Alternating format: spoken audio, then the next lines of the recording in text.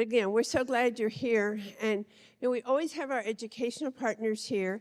And we have a couple of educational partners who really are more closely connected with this topic, perhaps, than some of the others. They're all important now. And we also have some special guests today. And I want to go ahead. We have, if I'm going to have our representative from Gift of Time, if you want to come up, and GAPS and Worship Place. And we invited these friends to be with us today because of the special services and resources they offer related to caregiving. And then I'm also, go ahead, Visiting Angels and Comfort Care, you want to come up too. You all are here monthly, but you're a key part of that, so come on up too. And you'll be sure to check out all of our partners, they're all important. So we'll ask you to do a brief introduction, listen carefully, and then visit their tables after our seminar for specific questions or pick up resources. So, Gift of Time, start us off. Okay. There you go. I don't think they can hear me if I try to talk like this. Good morning, everybody. Thank you so much for the invitation to be here. My name is Becky Fultome. I'm the Executive Director for A Gift of Time, and this is Mary Odom. She is our board chair. She's here this morning with us to support us. We provide services to people who have dementia, their family caregivers in the home, to allow them to stay at home as long as possible. So we literally give them the gift of time to spend time with friends, time to go shopping, time to make doctor's appointments that they may not have. We do this through our respite program. It's a 3-hour-a-day program. We do it over at the Carver Center for Families over by St. David's, and then we also have a program at St. John's. And so it's a wonderful way to interact for the participant to be able to interact with each other. We have a great time. We do that. We also do education. We do dementia-friendly field trips. We do have a few openings in our respite program, and so if you would like to learn more, please stop by our table, and that's pretty much it. Thank you. All right. Oh, sorry. I'm going to let Barry go first. Okay, good morning.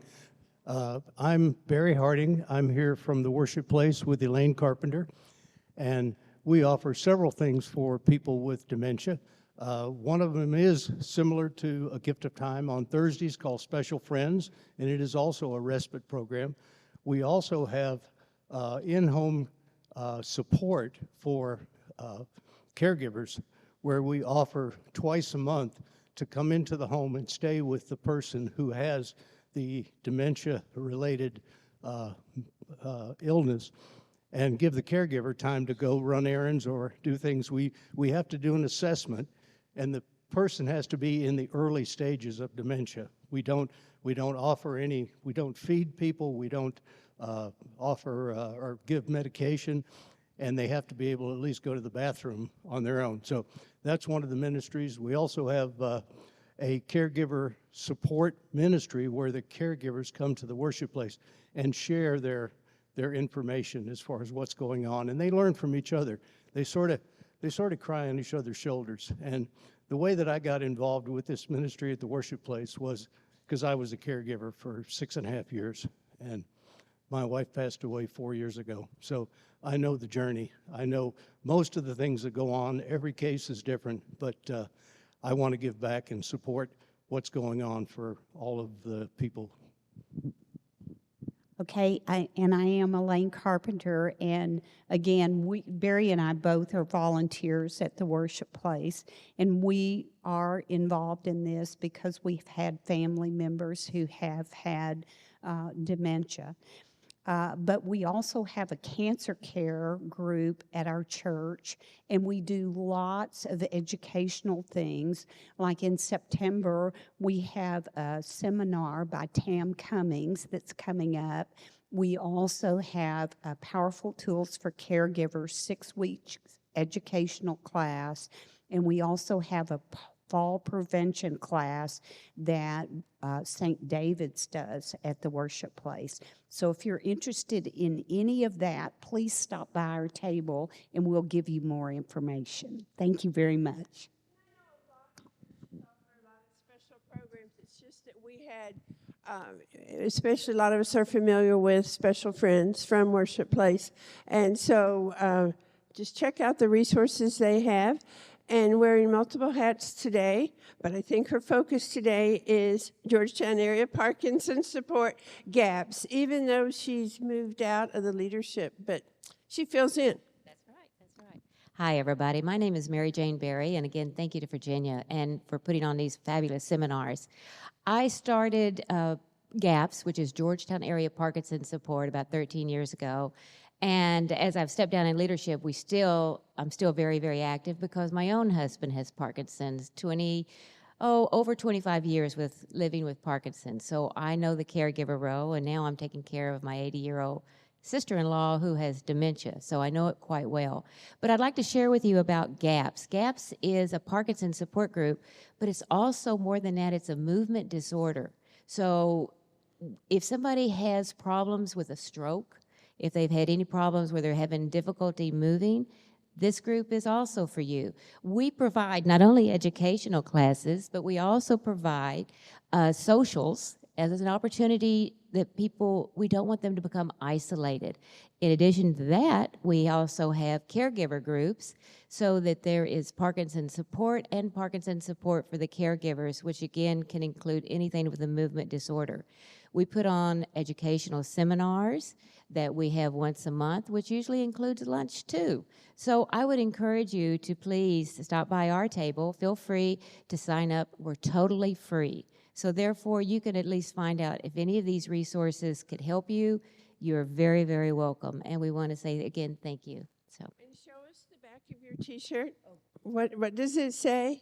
Incurably optimistic. I love it. Incurably optimistic, the Georgetown Area Parkinson Support Group. You know, I've heard people who aren't familiar with it to say, oh, it's just going to be a poor me downer. I don't think so. That's right. So anyway. And I forgot to say, we do offer a lot of exercise classes, again, totally free. Art therapy, singing, just movement. Yes, all sorts of stuff. So it's just fabulous. So thank you, Virginia. Thanks for being here. So one of our educational partners,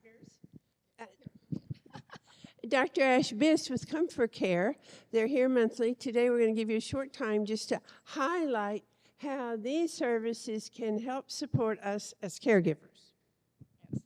Thank you so much. Just a little bit to add to Mary Jane. We also have, like, if you have somebody who has Parkinson's, is hesitant to go and actually attend, we also have like online recorded sessions. So it's a beautiful way to kind of introduce them to what's out there, the community resources. So. And yes, I'm the board member with GAP, so I'm just a little bit marketing about that. Yes, but yes, I'm Dr. A. So I'm a Kanksha Best, if you can remember that. But if not, don't worry. Ash is fine. Dr. A is also fine. I'm a doctor of PT. I've been a clinician for 15 years, and I'm the owner of Comfort Care Home Care. What's different about us is that we do provide home care services that is non-medical in nature, but we focus on fall prevention. So if you know somebody who's worried about falling, who has had already falls, let me tell you, it's a sign. We need to come and consult and see what we can help you with. So yeah, just holler if you need us. We're right there. Thank you. Hi, my name is Jessica, and I'm from Visiting Angels, Williamson County here in Georgetown. Yeah.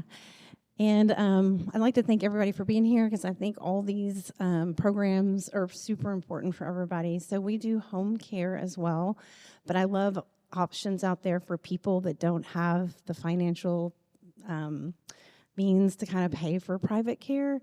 So anything out there, there's something I think for everybody.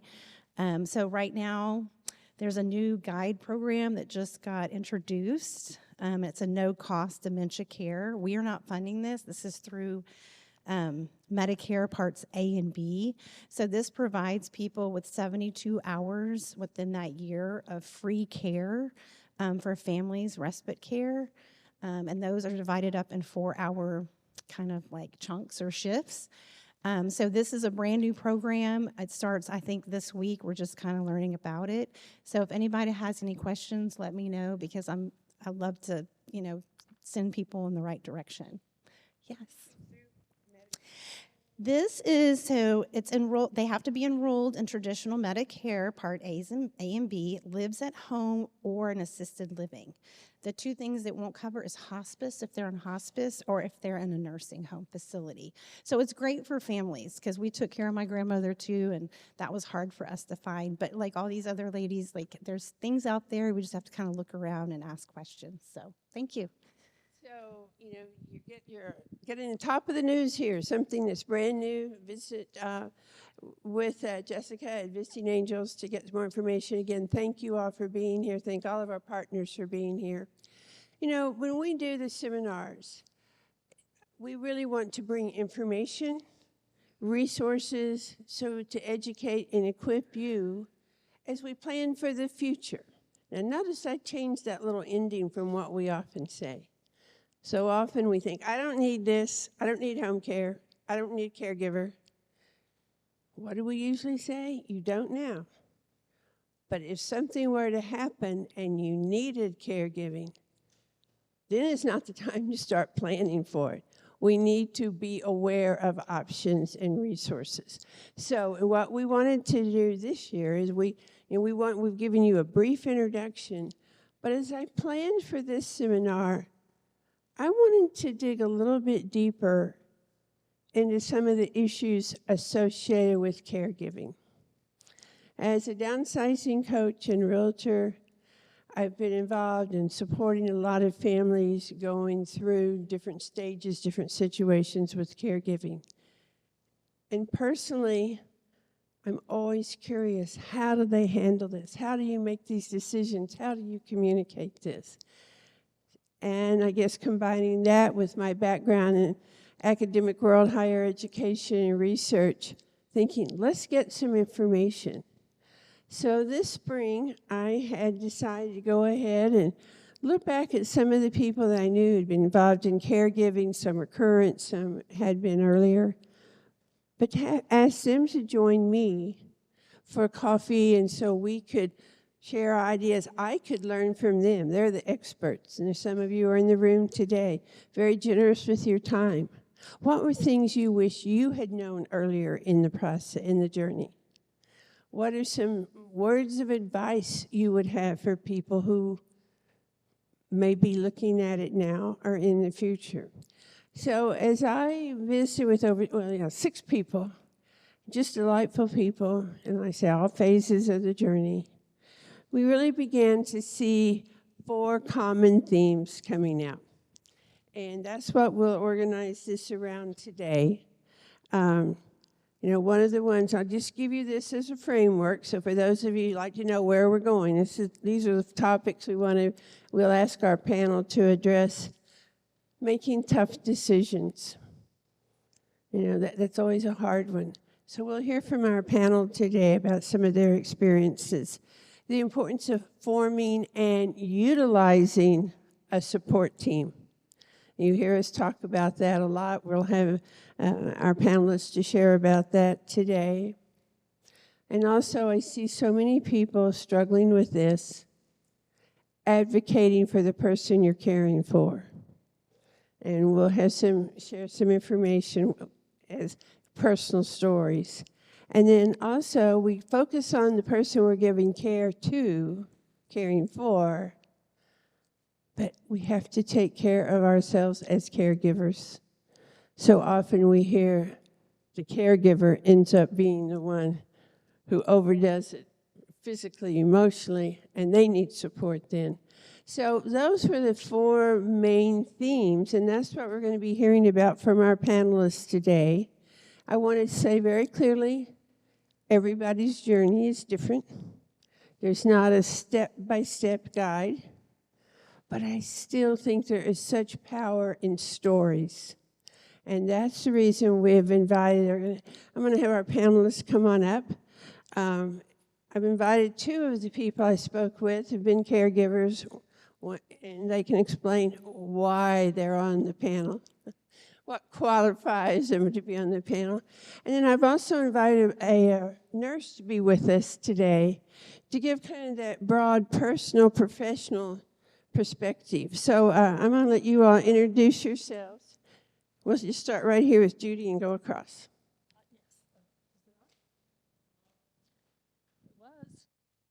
Okay, is this one on? Oh, Yeah, it's on. hello? Okay, there we go. Yes, I'm Judy Mayo. I've been a caregiver like Mary Jane for many years. Hard to know how long, really. My husband was diagnosed about 20 years ago with Parkinson's, but we know that Parkinson's is hard to diagnose and that whoever it is has probably had it for quite a while before they're diagnosed. So I'm a caregiver. I had a long professional career and have lived here since 2009 and know a lot of the facilities that Virginia was talking about, the agencies. So we'll see what happens here. Oops, sorry. So this is to give you a kind of who's who. So Judy's, whose husband has Parkinson's, and that's a journey in itself. And again, we all bring our own experiences and background. Jim. Hi, good morning. My name's Jim Muhl. I worked for 3M for like 35 years, retired 20 years ago. My wife and I designed and built a beautiful home here in Georgetown, so we lived here for a long time. My wife passed away last year from Alzheimer's. I was her caregiver. We had no family, no local family or anything, so I was her caregiver. And until I couldn't any longer, and at that point I moved her into memory care. Hopefully Virginia talked me into this, but hopefully I can, bring some insight to you, maybe help a little bit and answer any of your questions and that. So hopefully, here we go. That's right. Thank you. And I didn't explain for those of you who are new, our format, as always, is we have planned questions. Even though they're planned, we deviate a lot. But we will be responding to those. And then we will open it up for questions from our attendees today. And when we get to that, we always remind you this isn't the time for the personal story of how to respond to my personal situation. But you can go visit with our special guests, our educational partners, and our panelists who will be at one of the tables to find out more of the personal kinds of things. So there'll be opportunity for you to join in the conversation also. And Angie, will you introduce yourself? Good morning. Good morning. I'm Angie Harris. I earned my Bachelor of Science degree in nursing from UT Austin in 1976, and I had a varied career in many different aspects of nursing in the Austin area, cardiac, oncology, ENT, and allergies. Seems like every time I had a baby and would stay out a little while, I'd go back Angie, into a different area. And so I ended up with a lot of backgrounds. I had also been worked for a home health agency in Austin, doing physical examinations on the people, the new clients, and hiring caregivers to come in their homes and help them. When we moved back to Georgetown, which is where I was raised, I became a school nurse, finished out my nursing career as a school nurse, and I've been a Stephen minister through the church here in Georgetown for many years. I also was a caregiver for an aunt and uncle back in the 70s and 80s who had helped raise me and didn't have any children. A caregiver for my father, who lived to 99 and a half, and for my mother-in-law, who was 104 when she finally got the reward of going home. And I have a good friend, Penny Leone, who was going to be here and called me and asked if I could take her place because she had other commitments, special commitments this week. So she's the only person that I think I could not say no to. So I'm here, and I'll do my best to answer your questions. If you have some needs that I don't know or can't help, I will do my best to help you get the answers. But Thank you. Walking around over here and checking these people out, there are things there that I never knew about. Wonderful resources. Yay, that's good. So when Angie and I first met a couple weeks ago, and I gave her the printed out description, we talked briefly on the phone, and Penny had talked with her. And I loved her response when she looked at the title, especially in writing, Navigating the Caregiving Journey. She said, that's perfect. It is a journey, and it is navigating. And so I just think we've got such a nice variety here, so thank you all for being And here. you were right. There are no pat answers to Yeah. everything. Every person is different. But we still can learn from each, be stimulated to think and be challenged, and that's what we want to do. Well, we're going to jump right in. And one of the hardest topics, I think, has to do with making tough decisions. And for this topic, I'd like for each of you, we had some questions, we'll merge them together, but if you could share with us one of the most difficult, that you feel comfortable sharing, one of the most difficult decisions that you have had to make as a caregiver, and how you reached that decision, and so on. So we'll start with Judy, okay? Yes. First of all, I'd like to say that I didn't want to make decisions, and I didn't realize that I had to do it until my husband just totally quit making decisions. I mean, totally. So suddenly, all decisions were up to me, and I'm thinking, what? I'm not prepared for this. He won't even blink. He just said, whatever you want to do. So there were many, many, many decisions, some easy, some hard. Just in general, before I get to my hardest, I learned to explore options. I'm a scientist. I like data. So I would research the ins and outs of whatever the decision is. I would try to find professionals to help me make decisions. I would play a game of what if. What if I decided to buy a house? Well, okay, and what if I didn't? And, you know, you can play what if, and it kind of helps you make a decision. What if my husband needs brain surgery, and it's up to me to decide if he should get brain surgery? Well, what are the consequences of the brain surgery or not having the brain surgery? And it helps to play what if when you're making difficult decisions. And then you go ahead and make the decision. The little ones, the big ones, the important ones, you have to. Nobody else is going to do it. And the more decisions you make, I think the easier it gets. It's helpful to just go ahead and do it and try to live with the consequences. Usually, you can do that. For me, the big ones are still coming. Probably my most recent big decision was my husband and I were living in independent living, and we thought we would live there till we died. But unfortunately, Parkinson's doesn't behave that way, and his condition got worse and worse and worse and worse until you will hear this phrase throughout. I could no longer take care of him. I think Jim mentioned that. There's a point in which you're not strong enough to pick him up.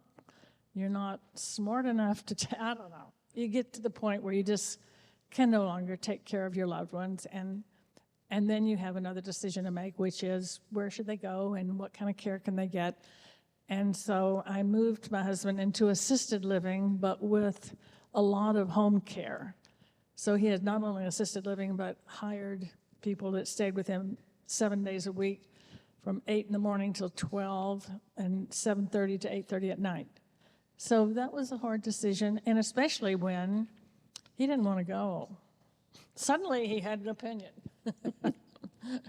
No. And he said some very hateful things about me making him go, and you just have to live with it. And luckily for me, after a bit of time and a lot of care, he has adapted and gotten used to it, and it's okay. Okay, so that was my most recent hard decision, and I'll be happy to talk to you about a million other ones. I apologize for the phone. Chris will be the one to turn my phone off. I want to just emphasize what Judy said. Yes, she is a scientist, researcher by background. but one who seeks out information to make your decisions and to make a decision. And I know it's a hard journey, and I appreciate your sharing that, and there'll be more to fill in. I want to go ahead. It's kind of interesting when we pulled all this together that Jim comes from a similar background in terms of it being an engineer. I won't hold that against you, though. But anyway, so Jim, tell us a little bit about your tough decisions. My tough decision was, well, I really had one really, really tough decision, and that was the day I decided I had to move Barb into memory care. Her sister also died of Alzheimer's like 5 years earlier, and I had seen the signs in Barb that we were going down that same path. But you know, being a caregiver, full-time caregiver, everything was fine. I mean, you know, we worked at it, but she deteriorated over time in that. Beginning of 2024, I could tell it was going to get worse. And so I am an engineer by trade, a process engineer by trade. And so what I did, Virginia loves that. And so what I did is I actually went out and started looking for memory care locations that I could move her to so that I was prepared. I knew the day was coming. I didn't know when it was, but I knew it was coming. So I actually went out and visited, I think, 3 different memory care locations. I was fortunate. I had one that was like 2 miles down the road from our home, which I thought was an excellent facility. And so I had talked to them, and I asked them, okay, do you have a waiting list? What do I need to do? And they said, just call. And I went, thank you. And so I'll give the rest of the story. One Thursday morning, if any of you who have Alzheimer's patients in that, you know the mornings are usually good. The afternoons, you get a sundowning effect, and it gets worse in the afternoon. And she'd been doing really good, and generally good in the mornings, and that afternoons were getting sketchy. We got up one morning, and I was losing weight, and it was just hard. And she kind of went off the rails that morning, mentally, and was lost in this, and it was like, done. I have to make that decision. I made the call. And fortunately, my preparation had been really good. I had met these people, and they sent 2 nurses out immediately, assessed her, and agreed it was time. And so made the decision, hardest decision I ever made. And I will tell you, if you drop a loved one off at a memory care location, when you walk out the door, it's hard for me even now, I walked out to my car and sat there and cried, because your life just changed 180 degrees. I mean, period. Your life has changed. It's just, you're starting over. The person you've loved is basically gone. That's my hard decision, made it. But the good news, I guess the good news, if you will, is I prepared for it. And I think Virginia was talking about that before. You need to start thinking about these things now. As much as you hate it, hopefully you prepare and never use it. And that's your real, that would be a real gift to everybody. But, so anyway, that's it. And I think one of the important words that you've shared with me about that process, I've always struggled when I talk with people, hear people talking about the decision to move somebody. How do you say it? And I loved it. You were very clear not to use the word put, but so explain that to us. By the way, yes, you do not put your loved one in memory care, you move them to memory care. So if you take away anything today, please, if the need comes, and you use that too, Judy, when you said needed to move. So. Place just sounds so awful to me, or put them in memory care. It just sounds so awful to me. I moved them to memory care for their good and for my good. So, thank you. That's my quote of the day. Moving on. You get a star for the day, Jim. Very good. It is such a hard decision, and so thank you for sharing. Now, Angie, I know you've been through that personally. Your family's been through that, but you've also had that advantage of looking from the broad view of seeing people going through this. What words of wisdom can you share about this decision making?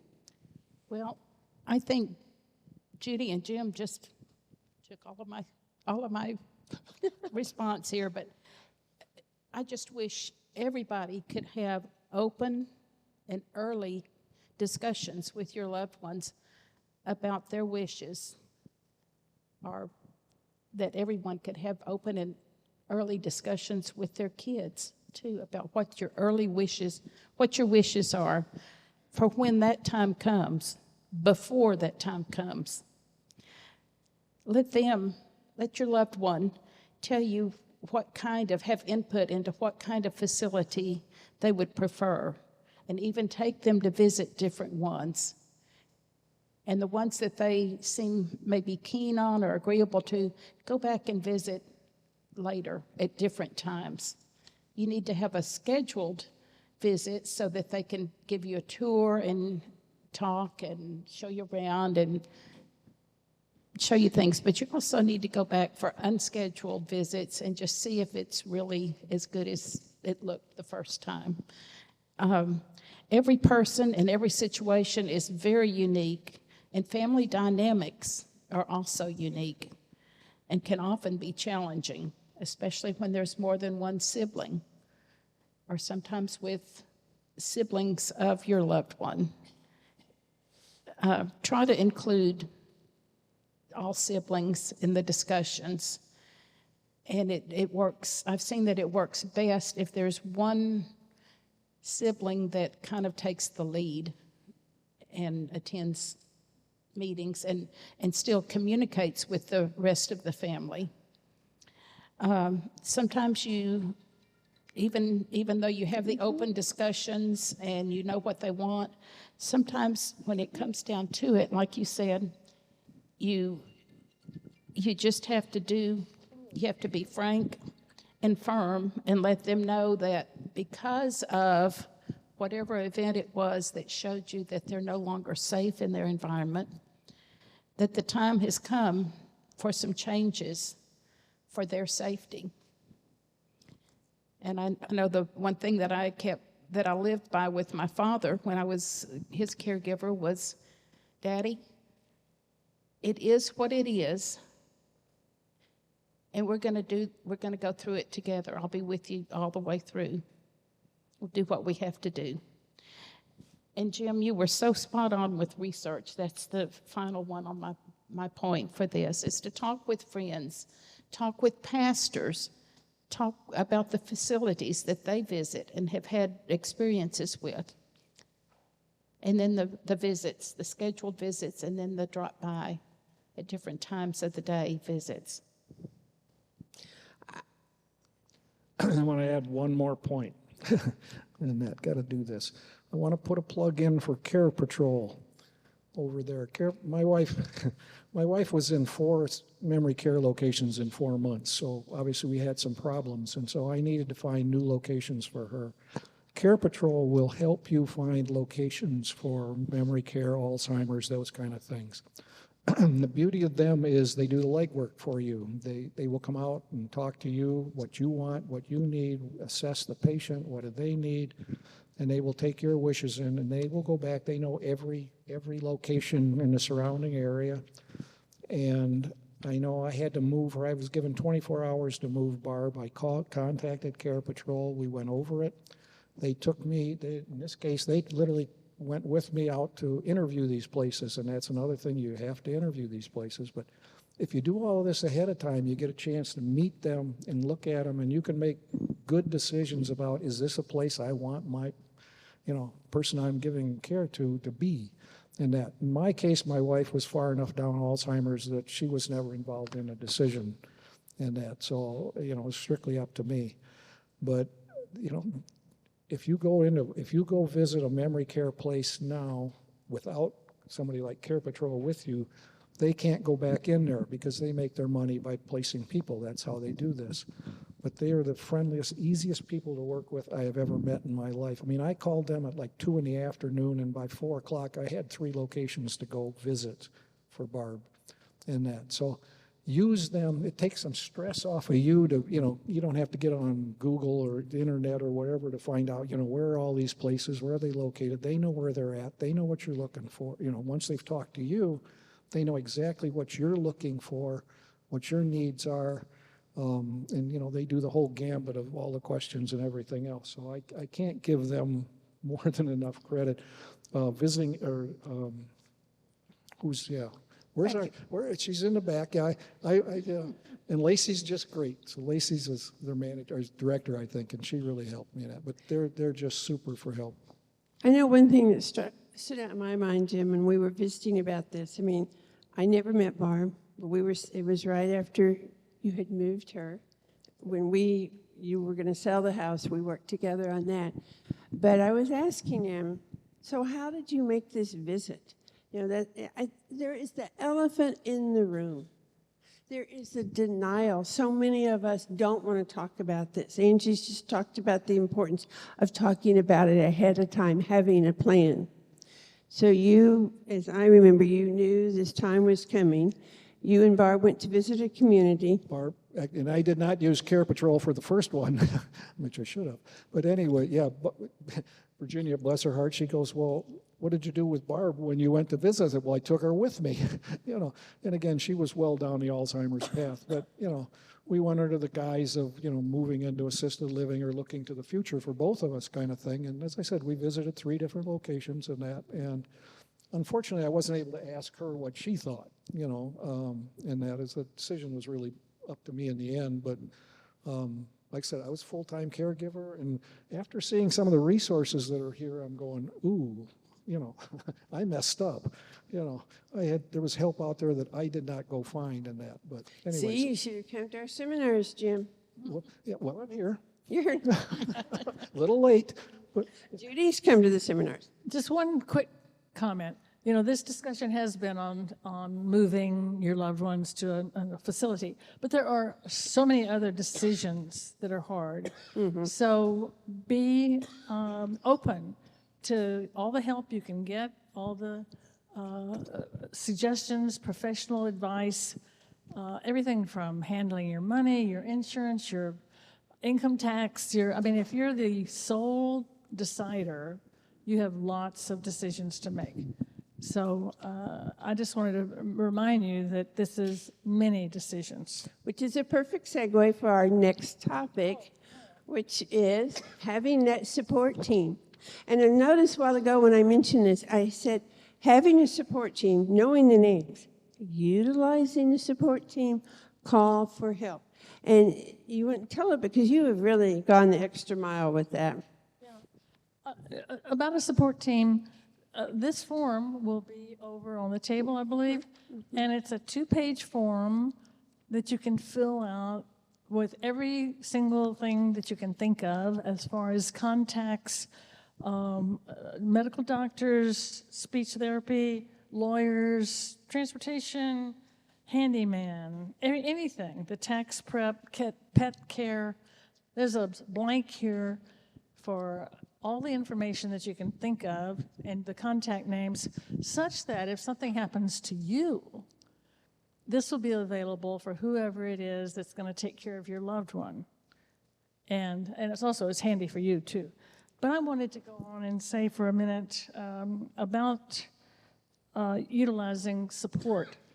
I strongly encourage you all to join a support group.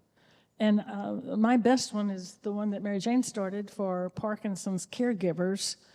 It's been priceless as far as getting new information and also just grieving together, laughing together.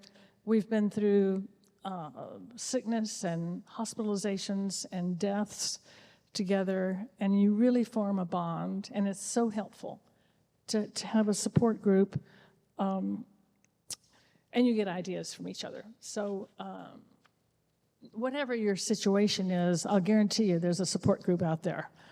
Cancer, Alzheimer's, dementia, Parkinson's. Or if not, you form a support Or you group form like one. you've done. I did, yes. My husband had to have brain surgery, and it's called deep brain stimulation for Parkinson's. And I immediately looked for a support group. Well, there wasn't one. So I formed one. And for about 5 years, up until COVID hit, we were very productive. We had good speakers, and the crowds came. Amazing how many people were interested in brain surgery for Parkinson's. So find one or start one. So, she's a great resource for that. And when you talk about, I love this sheet because that's one that you made up, and but you took the initiative and did that.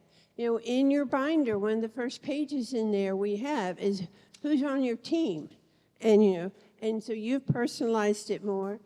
What did we talk about last month with Josie? With memory. Who's on your team? Who's going to be there to help support you? The importance of that team. And like Angie was saying, having those conversations early with family so they know what your wishes are. And, such sadness this week with all the flooding, lots of emotions with that. But one of them, I think it reminds us how fragile life is. I'll do it someday. I'll do that someday. Some of us don't know when that, it's going to be needed. So just stay prepared. Well, I was just going to throw one more support group in that people don't think about too much, and I found out along the way, and that is hospice actually has an Alzheimer's division. And nobody seems to know that. I don't know, the best kept secret around, I think. Once I found out about that, I actually contacted, it was actually JOL over in Leander, but it's an Alzheimer's division of hospice. And they came out and interviewed me, or the director came out and interviewed me and everything. And basically, they took over Barb's care in memory care completely. And Medicare pays for all of it. So they provided her medical coverage. They provided, people to help dress her and things like that. Even though the facility was doing that, they added extra support in that. Got a full-time. They have a nurse that visited her at least once a week, maybe twice a week. We had a chaplain, and they were, be honest about, they were more, and sometimes more concerned about me than they were her, because they were more worried about me as a caregiver and where was I at in the process and how was I holding up going through all of this, and that. So again, it's a resource that's. My sister's a big Alzheimer's. Volunteer with them. She never even heard of it, and that. So it's Alzheimer's. It's the hospice Alzheimer's division. So and they're out there and they're a great resource. And that might be a resource, Vince, and we do our follow-up that we'll be adding some resources, some websites, and that would be a good one. This is related to support and team and writing. I hope it's okay. I'm going to put you in the spot. You shared with me that when you made the decision and you'd moved Barb, now you're at the house by yourself. And what was one of the things you did to provide support for yourself? I'm sorry, I did. When you had visiting angels coming in. Oh, when I had visiting angels Yeah. come. Yeah. Again, I'm an engineer. I'm obstinate. I think I can do all of this myself. And I tried. I worked it out. The day I moved Barb into memory care, I realized I was alone. My close neighbors, loved them dearly, but they all were on long-term vacations in the summer. So it was me, and they did family calls and things like that. So I've been support, but knew I needed more support, so I called Visiting Angels. And I said, I want somebody to come out and talk to me. Oh, every other day, maybe for an hour, 1 to 2. And they went, okay, that's fine. So they came out, we got it all set up, and they would come at, somebody would come at 1 o'clock, and so what do you want me to do? You want me to clean your house or cook your food? And I'm going, I've been doing that forever, so I just need somebody to talk to, somebody different. I don't want to, and not necessarily talk about Barb, just talk about the world, what's going on, where are we at, whatever. And interesting, I think I actually helped a couple of them through a couple of things too.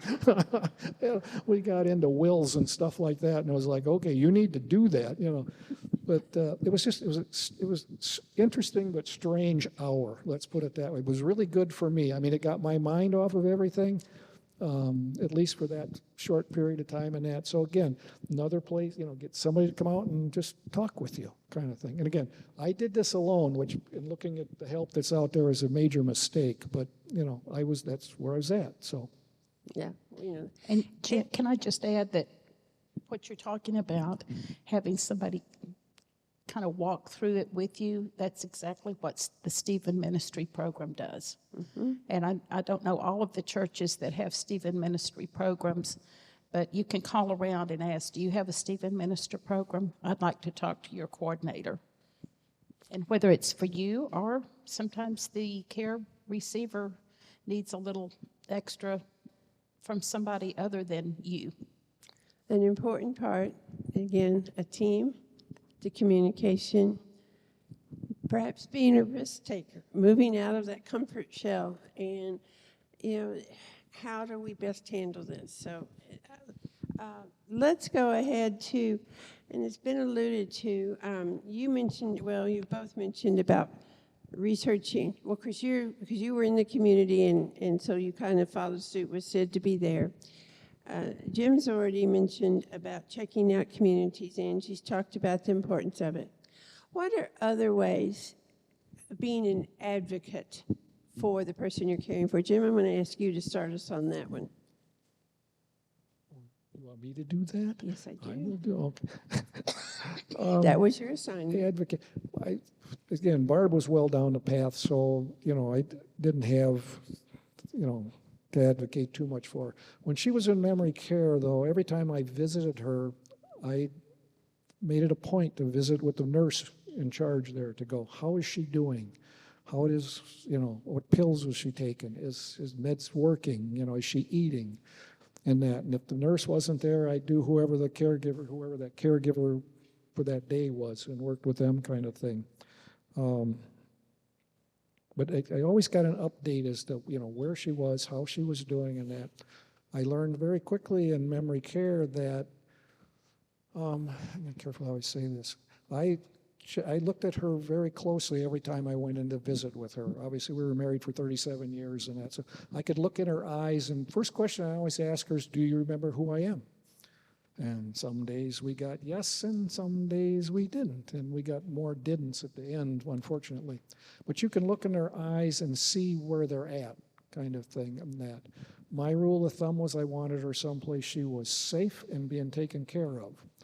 And when I said to being taken care of, I expected her to be dressed in clean clothes, her hair combed, teeth brushed, nails taken care of, and the engineer in me and protective person in me, I checked her out to be sure as best I could, was she okay? I didn't want to see any bruises, marks, things like that.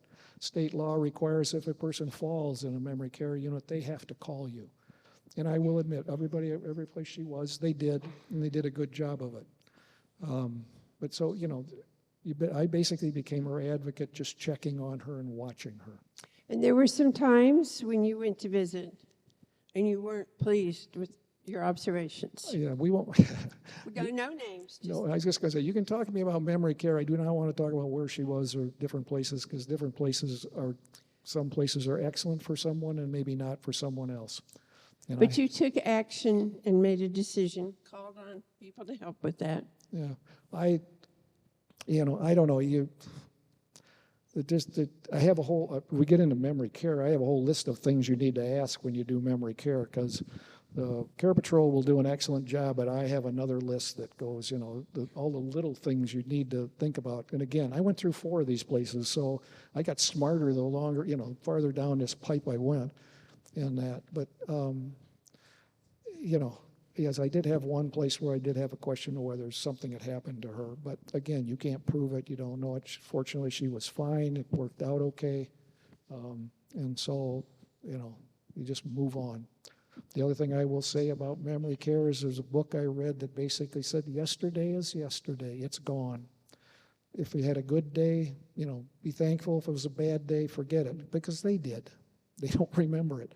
And, today's a whole brand new day. Start over. See how it goes. If it's a good day, great. If it's not, live with it. It'll be gone tomorrow. Anything you want to, thanks, Jim. Anything you want to add about advocating for? Yeah, about Parkinson's. Parkinson's patients take a lot of medicine, and if you have that under control, then most of their problems are under control. But if they have to go to a hospital, you suddenly are losing control real quick. And they need an advocate there in the hospital, because our mantra for medicine is on time, every time. And you go to the hospital and they're going to give AM and PM medicines. Parkinson's, it's 8, 12, 4, and 8, or whatever your particular person's schedule is. And if they don't get their medicine on time, they're in trouble. So there's one way to advocate is in any kind of either hospital or rehab or wherever. Of course, it takes you. You have to be there because you know. You learn to be assertive, similar to what Jim just said. You look for issues that are important and make sure they happen. You also have to advocate with that person. And I've learned to follow 3 rules myself. And you hear this from all kinds of social workers. Number 1, you validate their feelings. So you find out what's wrong, what kind of day they've had, or what they're doing. You validate them with attention and encouragement for them to say something. Number 2, you comfort them. And that can be anything. It can be sitting with them, watching TV, going with them to a movie, or playing a game, something that gives them comfort that you're there to take care of them. And number 3 is repair the damage if you can. And so there's a lot of ways to advocate, both with other people and with your loved one. Judy called our attention to several handouts, but in your packet today, there is one on the front. It's the Caregiver's 10 Commandments. Oh, yeah. And it really speaks to what you were just saying. You always agree, never argue. And this goes on down. And I've just seen from your stories how you have practiced that and how important that has been. And then 10 symptoms of caregiver stress. We've all alluded to you have to look out for yourselves as the caregivers. And so that is one of the handouts in your packet. And let me go to Angie. Okay. Yeah, I want to do one more for advocating, and that is, look at my notes here. It's critical you have a durable power of attorney, that you have a medical power of attorney. You should have a HIPAA release, and you should have a directive to physicians. Make a copy of it. Carry it with you. Oh, I'm sorry. Want me to do that again? No, I think they everybody need to have legal papers in order. You need a power. Yeah, you need your durable power of attorney. You need a medical power of attorney. You need a HIPAA release, and you need a directive to physicians. Make a copy and carry it with you. I don't want to tell you how many times I got that out and handed it to them to go here, and because you will need it. And obviously it goes without saying. I guess you should have updated wills or an estate plan of some kind. I know the rainy people are here somewhere in the back, so. I used to keep copies of all of those in my purse, in the glove compartment of my car, and the glove compartment of my husband's car. Yeah. You know, we just cannot, it's so hard to be totally prepared, so those are great examples of that.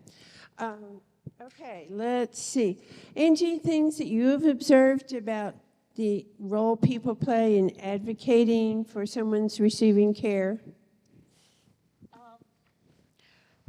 I think on this, what I was kind of brought to my mind were the fact that it asks questions, research again, until you have a clear understanding of the situation, of who's who, who's what, what's what, where, just a clear understanding of persistence is a big part of advocating as a caregiver.